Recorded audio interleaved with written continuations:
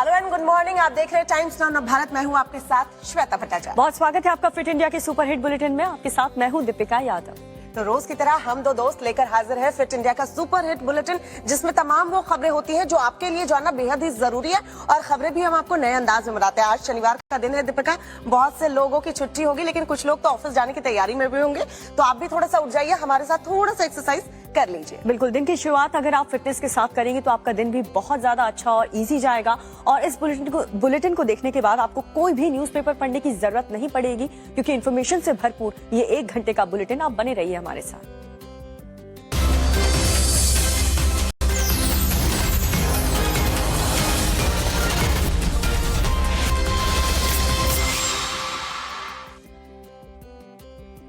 दिल्ली यानी कि देश की राजधानी, यानी कि सुपर हाईटेक सिटी, यहाँ पर जहाँ पर पुलिस हर गली चौराहे पर आपको मुस्तैद नजर आएगी।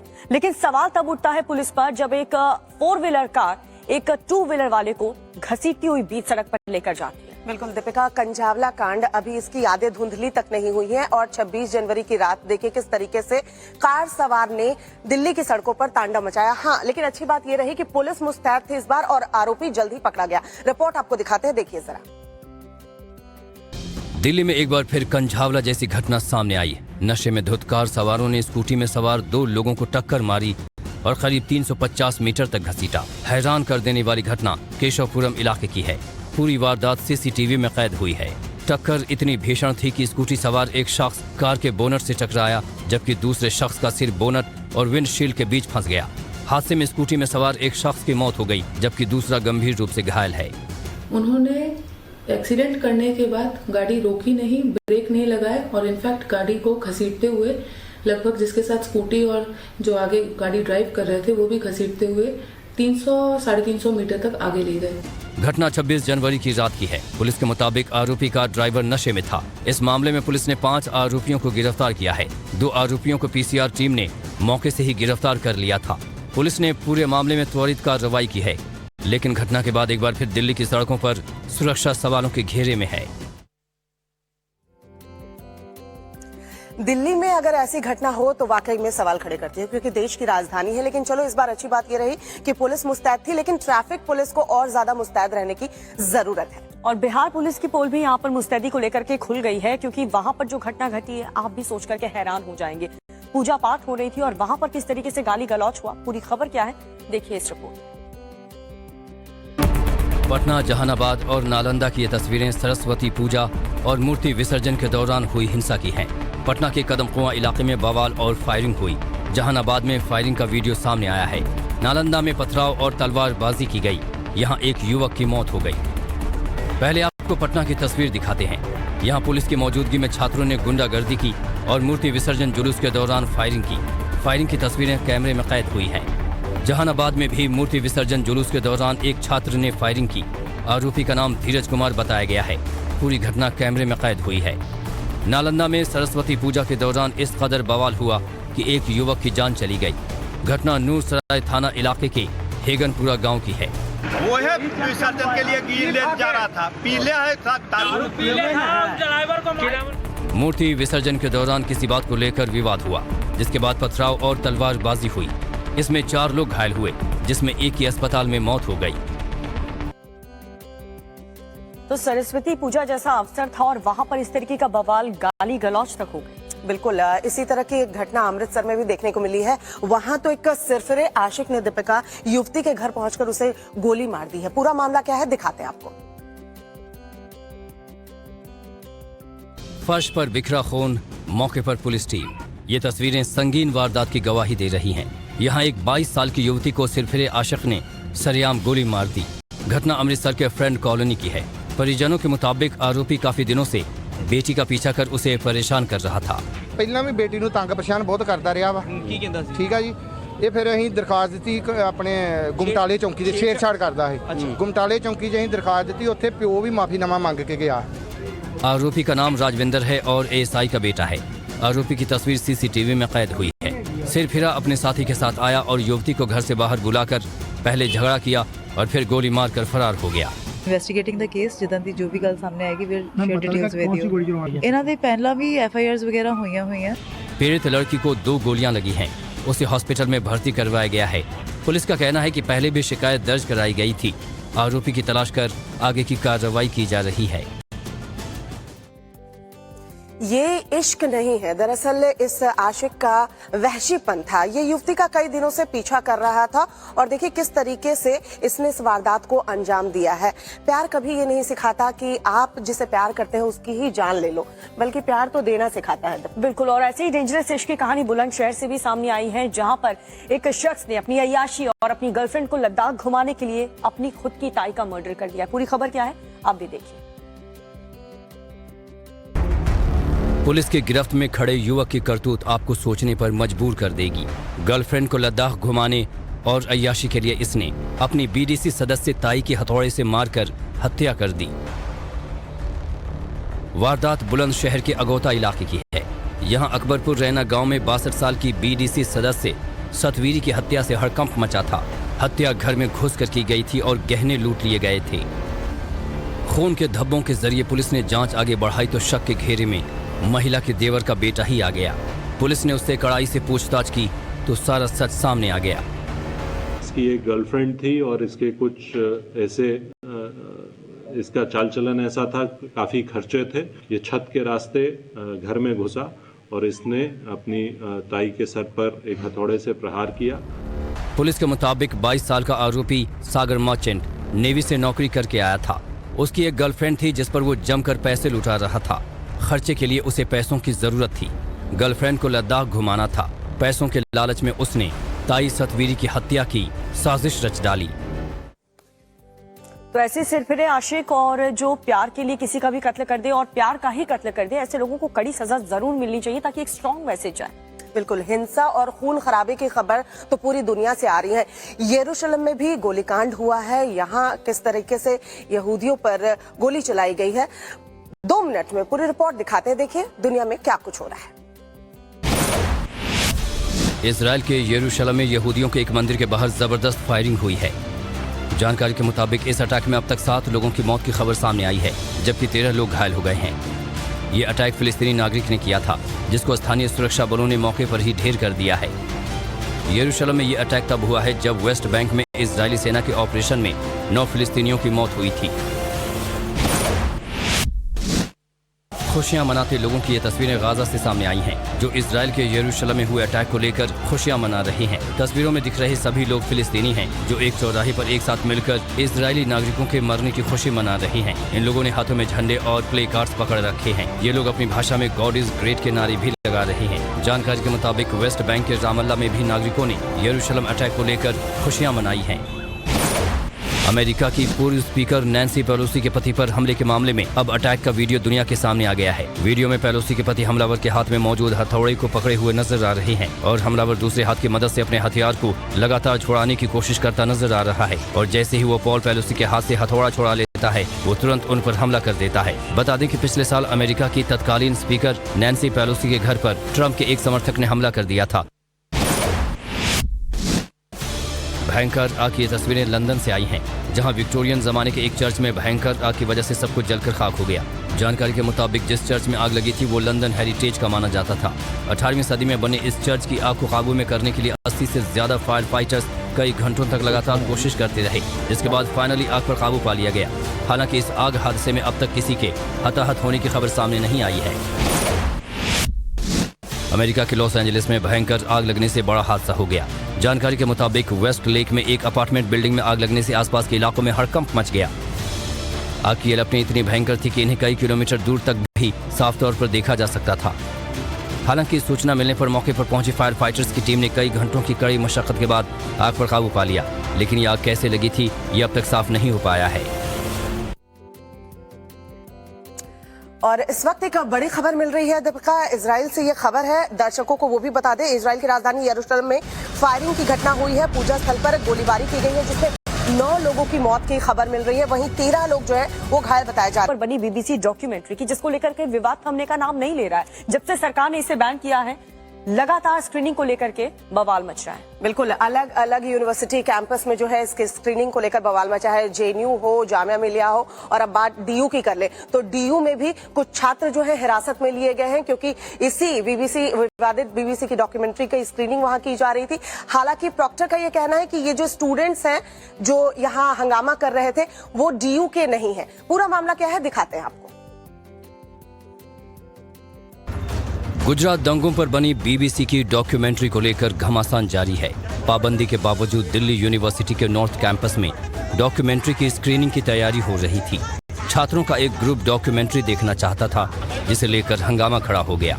इसके बाद पुलिस ने 20 से ज्यादा छात्रों को हिरासत में ले लिया। दिल्ली यूनिवर्सिटी के नॉर्थ कैंपस में प्रशासन ने धारा 144 लगा दी है, जहां छात्रों ने जबरदस्त प्रदर्शन किया। दिल्ली में ही अंबेडकर यूनिवर्सिटी के छात्रों ने भी डॉक्यूमेंट्री की स्क्रीनिंग करने की कोशिश की। स्क्रीनिंग के दौरान यूनिवर्सिटी प्रशासन ने पावर सप्लाई काट दी। मौके पर पहुंची पुलिस ने स्क्रीनिंग के लिए लगाए गए पर्दे हटा दिए, जिससे नाराज छात्रों ने जमकर प्रदर्शन किया। फिल्म पठान को लेकर उठे विवाद और बॉयकॉट की धमकियों के बीच केंद्रीय मंत्री अनुराग ठाकुर ने कड़ा संदेश दिया है।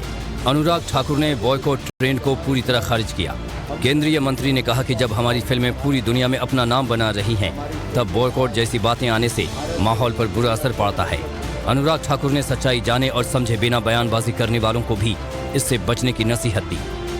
कई बार तो पूरी जानकारी हुए बिना भी कई लोग कमेंट करते हैं, तो उसका भी नुकसान होता है, नहीं होना चाहिए। अनुराग ठाकुर ने यह भी साफ किया कि कोई भी फिल्म बिना सेंसर बोर्ड के आगे नहीं बढ़ती है। लिहाजा बॉयकॉट ट्रेंड चलाना या बिना वजह विरोध करना किसी भी लिहाज से जायज नहीं ठहराया जा सकता। कि भारत सरकार ने जहां एक और central board of film certification बना रखा है कि कोई भी फिल्म सिनेमा में जो जाएगी वो वहां से पास होकर ही जाएगी, और वो उन पहलुओं पर नजर भी रखते हैं। और इस बीच एक बड़ी खबर आपको बता दें, अलीगढ़ मुस्लिम यूनिवर्सिटी में धार्मिक नारेबाजी हुई है। वहां पर पुलिस ने मुकदमा दर्ज कर लिया है और जो आरोपी स्टूडेंट है उसे भी यूनिवर्सिटी ने कार्रवाई करते हुए सस्पेंड कर दिया है। मामले की जांच के लिए 3 सदस्य की कमेटी भी बना ली गई है। नारे लगाने वाले छात्र का नाम भी सामने आ चुका है। पश्चिम बंगाल का रहने वाला ये आरोपी छात्र बताया जा रहा है। अलीगढ़ मुस्लिम यूनिवर्सिटी का ये पूरा मामला, जहां पर धार्मिक नारेबाजी पर इंसान अपने गुस्से को मंदिर जैसे पवित्र में भी जाकर काबू में न रख पाए। मारपीट की ये तस्वीरें उज्जैन के महाकाल लोक से सामने आई हैं, जहां ई रिक्शा में बैठने को लेकर 2 भक्तों में ऐसा विवाद छिड़ा कि दोनों हाथापाई पर उतर आए, और इसका वीडियो मंदिर में ही मौजूद किसी शख्स ने रिकॉर्ड कर लिया, जो कि इंटरनेट पर जमकर वायरल हो रहा है। हालांकि दोनों में से किसी भी शख्स ने शिकायत दर्ज नहीं करवाई है।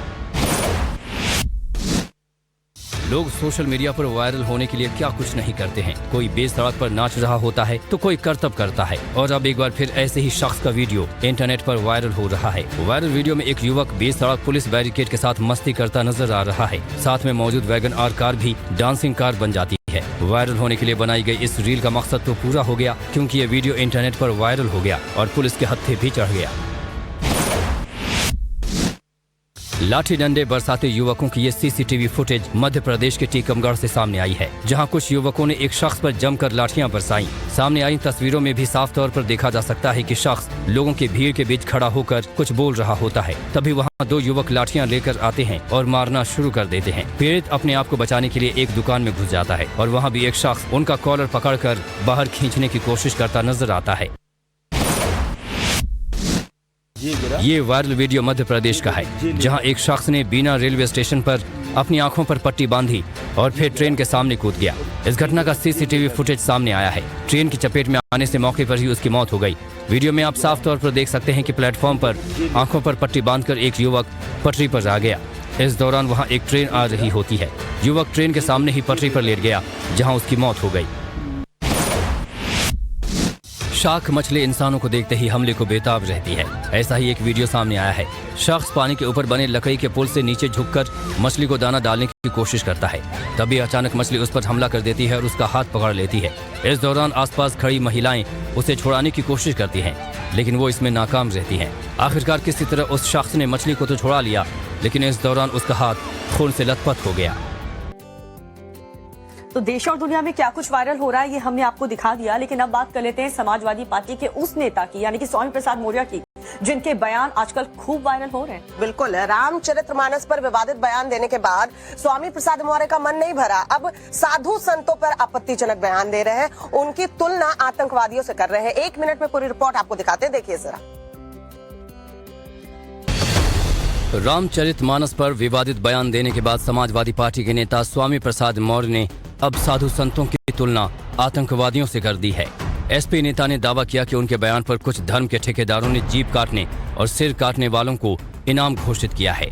ऐसे में संतों को खुद बताना चाहिए कि उनका बर्ताव किस तरह का है। ये सारे के सारे संत महाधर्माचार्य जात विशेष के लोग आतंकवादी हैं, महाशैतान हैं या जल्लाद हैं, खुद बताएं क्या है। ये संतों का चरित्र नहीं है।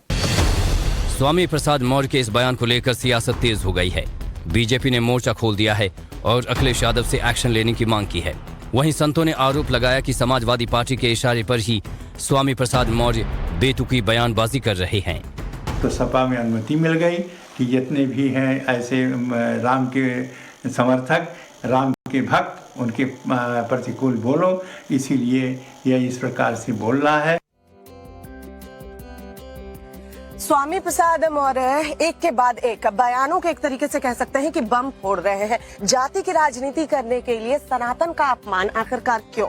और जाति की राजनीति तो राजस्थान में भी हो रही है। बहरहाल आज प्रधानमंत्री नरेंद्र मोदी खुद राजस्थान के भीलवाड़ा में जाने वाले हैं। वहां पर क्या कार्यक्रम होने वाला है, कहां कहां वो विजिट करेंगे, इस रिपोर्ट में पूरी खबर आपको दिखाते हैं। राजस्थान में चुनाव से पहले जातीय और क्षेत्रीय आधार पर राजनीतिक दल अपना अपना वोट बैंक मजबूत करने की कवायद में जुटे हैं। जनता के बीच अपनी योजनाएं बताने के साथ ही अपना अपना किला मजबूत करने की कोशिश हो रही है। इसी कड़ी में प्रधानमंत्री नरेंद्र मोदी आज भीलवाड़ा के मालासिरी डूंगरी का दौरा करेंगे। सबसे पहले प्रधानमंत्री भगवान देव नारायण के 1111वें जन्मोत्सव कार्यक्रम में शामिल होंगे। इसके बाद पीएम एक जनसभा भी करेंगे। भगवान देव नारायण यूं तो पूरे राजस्थान में पूजनीय हैं, लेकिन गुर्जरों के आराध्य देव कहे जाते हैं। यानी पीएम के इस दौरे को गुर्जर वोट बैंक को साधने के लिहाज से भी काफी अहम माना जा रहा है। 2018 में सचिन पायलट गुर्जर मतदाताओं को कांग्रेस के साथ जोड़ने में कामयाब रहे थे और राजस्थान में कांग्रेस की सरकार भी बनी थी। मगर इस बार बीजेपी पहले से ही बिसात बिछाने में लगी है ताकि कांग्रेस को झटका दिया जा सके। तो देखिए, राजस्थान में इसी साल विधानसभा के चुनाव भी होने हैं। ऐसे में बीजेपी की यही कोशिश रहेगी कि सत्ता में वापस आने के लिए सभी वर्गों को एक साथ करे। बिल्कुल, राजस्थान में गुर्जरों का बड़ा वोट बैंक है और ऐसे में प्रधानमंत्री का भीलवाड़ा का ये दौरा बेहद ही अहम हो जाता है। और 2 महीने में ये दूसरी बार है जब प्रधानमंत्री नरेंद्र मोदी जो है राजस्थान जा रहे हैं। एक तरफ बीजेपी की रणनीति है तो दूसरी तरफ गहलोत भी अपनी जादूगरी दिखाने को तैयार है। क्या कुछ कांग्रेस की तरफ से इसके बाद किया जाता है वो भी हम आपको बताएंगे। फिलहाल ये रिपोर्ट देखिए। राजस्थान में वोट बैंक की सियासत के साथ ही अपने को साधने की कोशिश भी शुरू हो चुकी है। बीजेपी इस बार सत्ता हासिल करने के लिए पूरी रणनीति से काम करने में जुटी है। रूठों को मनाने के लिए हर मुमकिन कोशिश की जा रही है। आपके किस बयान को जाने से पहले हम बता रहे थे कि राजस्थान की राजनीति में क्या कुछ होने वाला है और क्या होगा, क्या टारगेट गहलोत सेट कर रहे हैं और देश के बाकी राज्य के क्या हाल है। श्वेता, देश के बाकी राज्यों के हाल जानने के लिए आप 2 मिनट में देश की ये खबरें देखिए। तब तक के लिए हम वॉक लेते हैं। केंद्रीय गृह मंत्री अमित शाह आज देर रात कर्नाटक के हुब्बली पहुंचे, जहां उन्हें पार्टी कार्यकर्ताओं और पदाधिकारियों ने रिसीव किया। दरअसल आज गृह मंत्री शाह हुब्बली, धारवाड़ और बेलागावी में अलग अलग कार्यक्रमों में हिस्सा लेंगे और एक रोड शो भी करेंगे। इसी के साथ वो बीवी भूमर रेड्डी कॉलेज की प्लैटिनम जुबली और NFSU कर्नाटक के कैंपस की आधारशिला भी रखेंगे। बता दें कि बीते 1 महीने में ये अमित शाह का दूसरा कर्नाटक दौरा है। मुंबई बीजेपी अध्यक्ष आशीष शेलार को जान से मारने की धमकी मिली है। बांद्रा में उनके दफ्तर पर धमकी भरा लेटर आया है, जिसकी वजह से मुंबई पुलिस एक्शन मोड में है। लेटर में शेलार के टुकड़े टुकड़े करने की धमकी दी गई है। साथ ही बीजेपी और शिंदे गुट के खिलाफ अभद्र भाषा का इस्तेमाल किया गया है।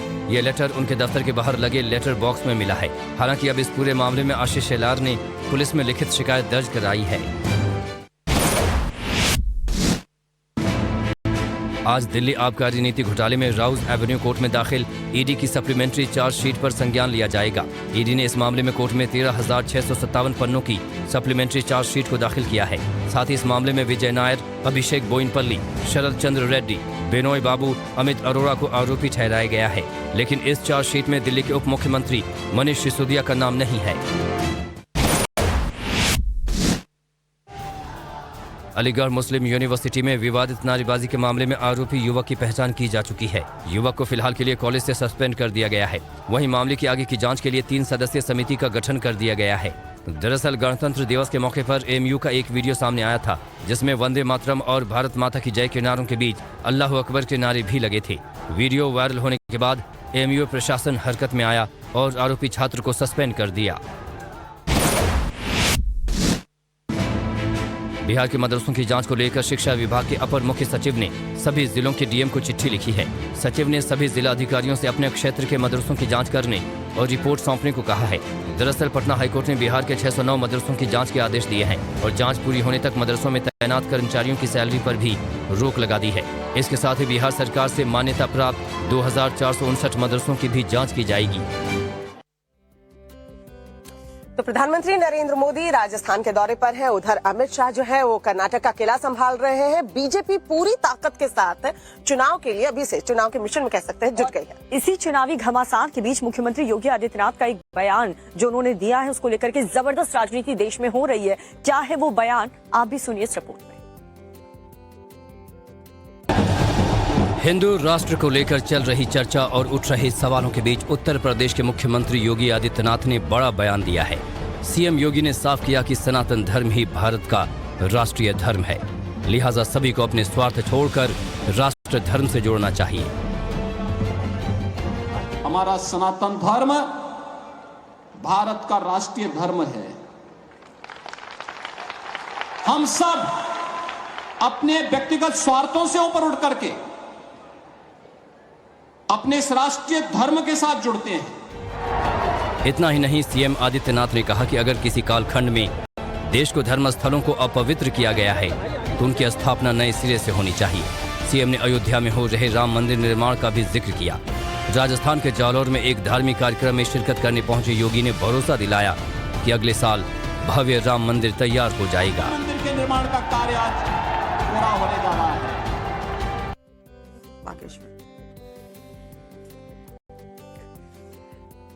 और चलिए इस बीच बात करते हैं बागेश्वर वाले बाबा की, जो इन दिनों काफी चर्चा में है, सुर्खियों में है। वो कल हरिद्वार पहुंचे, वहां आचार्य बालकृष्ण से उनकी मुलाकात हुई। मुख्यमंत्री योगी आदित्यनाथ से भी बागेश्वर धाम वाले बाबा की मुलाकात होने वाली है। और अब दिखाते हैं आपको कि क्या कुछ चर्चा उनको लेकर के हो रही है। बागेश्वर धाम सरकार के मुखिया पंडित धीरेन्द्र शास्त्री देवभूमि उत्तराखंड में हैं। कई तरह के विवाद और बहस के बीच ही धीरेन्द्र शास्त्री उत्तराखंड पहुंचे। शुक्रवार को उन्होंने पतंजलि योगपीठ के महामंत्री आचार्य बालकृष्ण से मुलाकात की। दोनों के बीच सनातन समेत कई मुद्दों पर चर्चा हुई। विधाएं अलग हैं, मार्ग एक है, लक्ष्य एक है, तो उन विधाओं के ऊपर हमने चर्चा भी की। धीरेन्द्र शास्त्री भले ही उत्तराखंड की यात्रा पर हों, मगर छतरपुर के उनके आश्रम में भक्तों की भीड़ लगातार बढ़ रही है। देश के हर हिस्से से लोग आ रहे हैं और बाबा के दिव्य दरबार में अर्जी लगाने को बेताब है। आश्रम में आने वाले श्रद्धालुओं को बाबा पर पूरा भरोसा है और हर कोई उनके संदेश को लेकर उत्साहित है। जो भारत की बात की, उन्होंने हिंदू राष्ट्र की बात की है। नेपाल है, वो हिंदू राष्ट्र है। क्या वहाँ मुस्लिम नहीं रहते? हम किसी को ये नहीं कह रहे कि आप जाइए, वो उनकी मर्जी है। जिसको रहना है रहे, जय श्री राम कहे और सनातन की जय बोले, बात खत्म। पूरे देश में सनातन धर्म को लेकर एक तरीके से घमासान छिड़ा हुआ है और बागेश्वर धाम वाले बाबा यानी धीरेन्द्र कृष्ण शास्त्री जब से सुर्खियों में आए हैं तो इस बार तो उन्होंने सनातन वर्सेस बता दिया है कि देखिए सनातन पर हमला हो रहा है और आखिरकार ये हमले नहीं होने चाहिए और यही वजह है कि सभी लोग उनको लेकर जो है बयानबाजी कर रहे हैं। और संग्राम तो देखिए वॉर जोन में भी छिड़ा हुआ है, जहां पर बीते 11 महीने से 1 साल होने को है जब युद्ध यूक्रेन और रूस के बीच चल रहा है। अभी फिलहाल क्या सिचुएशन है वॉर जोन में, 2 मिनट में देखिए। रूस और यूक्रेन के बीच जब से युद्ध की शुरुआत हुई है, अमेरिका ने खुलकर यूक्रेन का साथ दिया है, जिसको लेकर अब रूस ने भी बड़ा बयान दिया है। पुतिन के प्रवक्ता के मुताबिक अमेरिका अगर चाहता तो युद्ध का अंत बहुत पहले ही करवा सकता था, लेकिन उसने इस जंग को शांत करने की बजाय आग में घी डालने का काम किया है। रूस का आरोप है कि अमेरिका ने यूक्रेन को लगातार सैन्य मदद दे देकर रूस और यूक्रेन के बीच टेंशन को और बढ़ा दिया है। यूक्रेन ने रूस पर एक बार फिर हाइपरसोनिक मिसाइल दागने का आरोप लगाया है।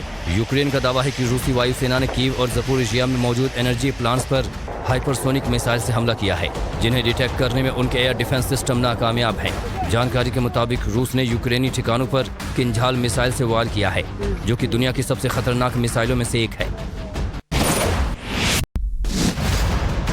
बीते कुछ समय में रूस ने यूक्रेन पर एक बार फिर से ताबड़तोड़ हमले करने शुरू कर दिए हैं। यूक्रेनी रक्षा मंत्रालय की माने तो रूस ने बीते एक दिन में 44 एयर स्ट्राइक्स को अंजाम दिया, जिनमें से 18 ईरानी मिसाइलें थीं। इसी के साथ यूक्रेन के अलग अलग इलाकों पर 136 ड्रोन से हमला किया, जो किसी भी चीज से टकराकर बम की तरह फट जाते हैं।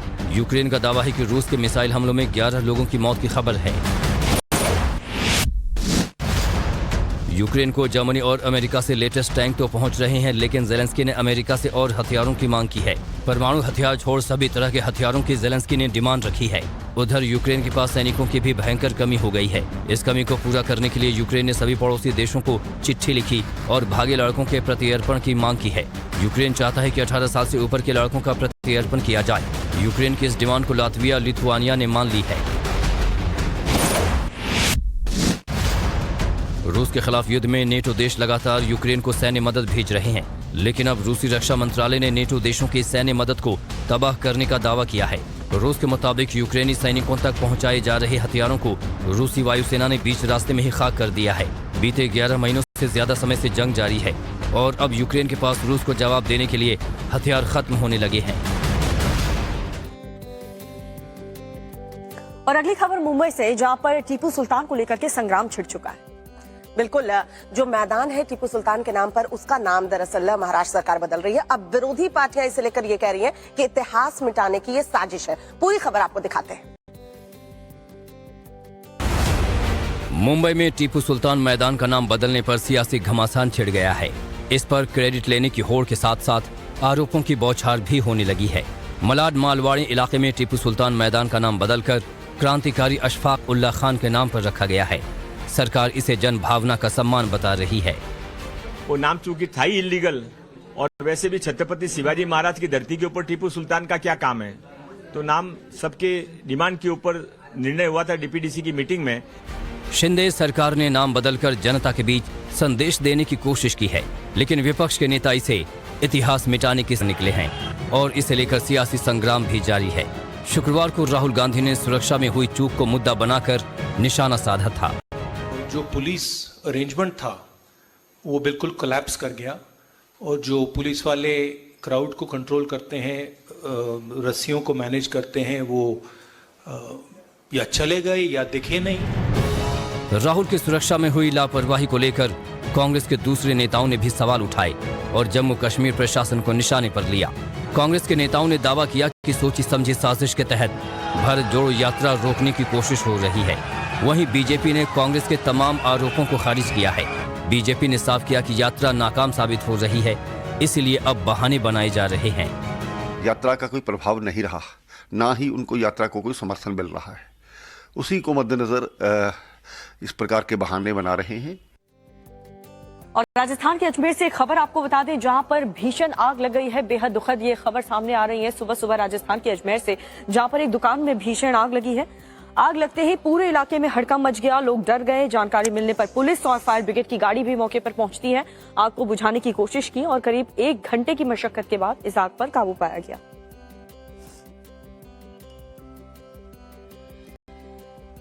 तो ये जो तस्वीरें आप देख रहे हैं, आप देख सकते हैं कितनी भयानक यहाँ पर आग लगी है। 4 से 5 लाख का नुकसान यहाँ पर बताया जा रहा है कि दुकान वाले को हो चुका है। आग लगने की वजह शॉर्ट सर्किट फिलहाल मानी जा रही है। हालांकि जब आग पर काबू पा लिया जाएगा उसके बाद ही कुछ कहा जाएगा कि असली कारण आखिर आग लगने के पीछे था क्या। तो राजस्थान के अजमेर की ये खबर हमने आपको बताई। अब खेल जगत में क्या कुछ हो रहा है 2 मिनट में फटाफट अंदाज में दिखाते हैं आपको। T20 सीरीज के पहले मुकाबले में टीम इंडिया को न्यूजीलैंड ने 21 रन से करारी मात दे दी, जिसके बाद टीम इंडिया इस सीरीज में 0-1 से पिछड़ गई है। टीम इंडिया की हार के साथ ही रांची के मैदान पर भारत का अजय होने का रिकॉर्ड भी टूट गया है, क्योंकि इससे पहले यहां टीम ने कोई भी T20 मुकाबला नहीं गंवाया था। धोनी के शहर रांची में न्यूजीलैंड से पहले बल्लेबाजी करते हुए 176 रनों का स्कोर खड़ा किया। उसके बाद भारतीय बल्लेबाजों को 20 ओवर में 9 विकेट पर 155 रन पर ही रोक दिया। मुंबई के सरफराज खान को टीम इंडिया में जगह न मिलने पर छिड़े विवाद को लेकर अब बीसीसीआई के सिलेक्शन कमेटी ने चुप्पी तोड़ दी है। कमेटी पैनल के सदस्य श्री धर्म शरथ ने कहा कि सरफराज को टीम में जल्द ही मौका मिलेगा, लेकिन इस समय टीम में कंपोजिशन और बैलेंस जरूरी है। लेकिन सरफराज पर हम नजर बनाए हुए हैं और उन्हें जल्द मौका मिलेगा। इसी के साथ उन्होंने रोहित शर्मा को अच्छा लीडर और शानदार बल्लेबाज बताया। Bharat under 19 women's T20 world cup के फाइनल में प्रवेश कर गया है। भारतीय टीम ने न्यूजीलैंड को 8 विकेट से हराया। न्यूजीलैंड ने पहले बल्लेबाजी करते हुए 20 ओवर में 8 विकेट पर 107 रन बनाए। भारतीय टीम ने 108 रनों का टारगेट 14 ओवर में 2 विकेट खोकर हासिल कर लिया। श्वेता ने मैच जिताऊ पारी खेली। टूर्नामेंट का फाइनल मुकाबला 29 जनवरी को खेला जाएगा। इंडिया की star tennis player Sania Mirza ने आज ऑस्ट्रेलिया ओपन में अपना आखिरी मैच खेला। हालांकि इस मैच में उनकी और रोहन बोपन्ना की जोड़ी को हार का सामना करना पड़ा, लेकिन क्योंकि ये उनका आखिरी मैच था तो इसलिए सानिया को मेलबर्न रॉड लेवर एरिना पर स्पीच के लिए बुलाया गया था, जहां वो अपनी बात कहते कहते भावुक हो गई। इस दौरान सानिया ने अपने आंसुओं को खुशी के आंसू बताए और सभी का आभार जताया।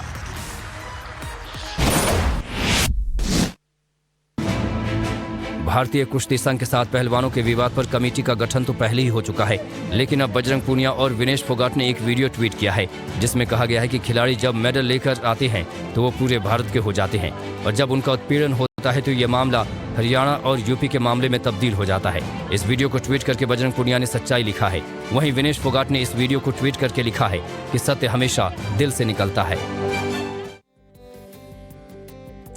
खबर पाकिस्तान से है, जहां के लोग रोटी के लिए तरस रहे हैं और पाकिस्तान के पीएम शहबाज शरीफ दुनिया के सामने अपने देश के लिए भीख मांग रहे हैं, लेकिन वित्त मंत्री अल्लाह के भरोसे।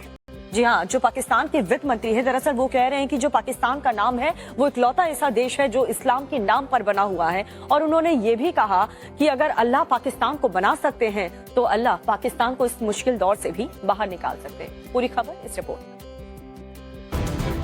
कंगाली के दौर से गुजर रहा पाकिस्तान अब अल्लाह के भरोसे पर है।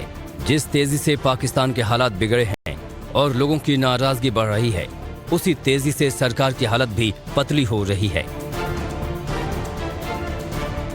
शहबाज शरीफ की सरकार पाकिस्तान को आर्थिक संकट से बाहर निकालने में पूरी तरह नाकाम साबित हो रही है। ऐसे में पाकिस्तान के वित्त मंत्री इशाक डार ने कहा है कि इस्लाम के नाम पर बनाए गए इस इकलौते देश की समृद्धि और विकास के लिए अल्लाह ही जिम्मेदार हैं। डार के मुताबिक अगर अल्लाह पाकिस्तान बना सकते हैं तो वो इसकी तरक्की और विकास के साथ इसे अमीर भी बना सकते हैं। पाकिस्तान की सरकार जब हर मोर्चे पर फेल हो गई है, महंगाई आसमान पर है और संकट लगातार बढ़ रहा है, तब नेताओं को अल्लाह की याद आ रही है। ऐसे में सवाल इस बात का है कि क्या शहबाज शरीफ की सरकार अब हालात के आगे सरेंडर कर चुकी है?